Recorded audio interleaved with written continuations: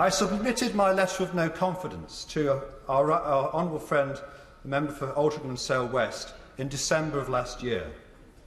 I did so for the following reason. It followed the leak of the Allegra Stratton mock press conference video.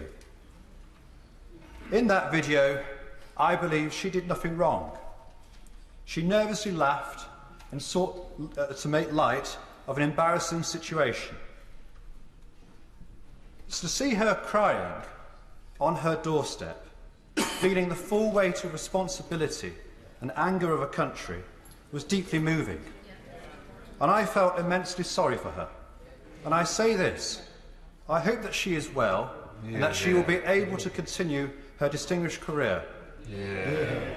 But what alarmed me most was later that evening, a press preview of the winter COVID Plan B measures brought forward to try to move matters on. Now, we debated those measures at length, but we can agree, perhaps not on their extent or their importance, but they nonetheless sought to compel or restrict what people in this country could do. I therefore thought to myself, if a government was prepared to bring such measures forward earlier in order to distract from its own embarrassment, that the Prime Minister was no longer fit to govern. I care deeply about my colleagues. I know that a number are struggling at the moment. We have been working in a toxic atmosphere. The Parliamentary Party bears the scars of misjudgments of leadership. There can be few colleagues on this side of the House, I would contend, who are truly enjoying being members of Parliament at the moment. It is utterly depressing to be asked to defend the indefensible. Each time, part of us withers. Now, I have questioned my place in this party in recent months, and perhaps that's symptomatic of a swathe of our voters in the country. But I tell them firmly, I'm not going anywhere. And I urge them to stick with us at the forthcoming elections. But for us to maintain their trust and confidence, we must be seen to do the right thing. It is our responsibility. It is the Conservative Parliamentary Party's responsibility. We must stop delegating and delaying our political judgment. We each only have our own limited and imperfect integrity. We can't keep spending it on others who we cannot be sure will not let us down. Now, I have great empathy for all of those who worked at Number 10 and in the Cabinet Office. They bore an immense burden and worked in the most intense pressure. They worked hard and they made sacrifices.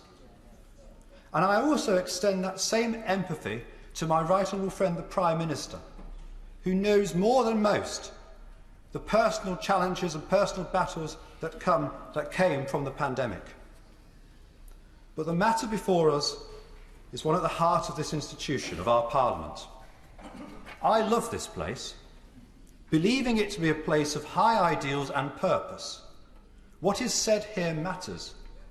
Quite apart from the Facebook clips about roundabouts and drains in our constituencies, or indeed the confected anger to wind people up, it should be a place venerated by those of us given the singular honour of being sent here.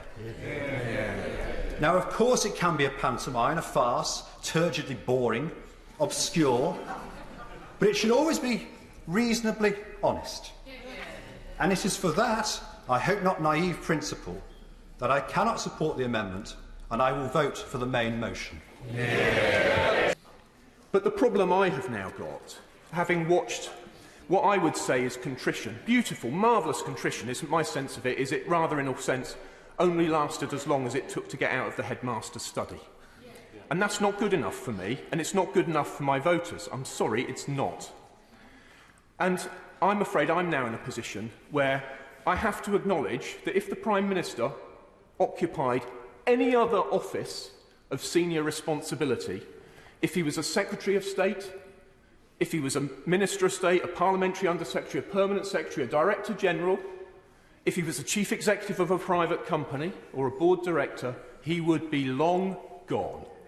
The reason that he is not long gone is because removing a sitting Prime Minister is an extremely grave matter, and goodness knows people will know I've had something to do with that too.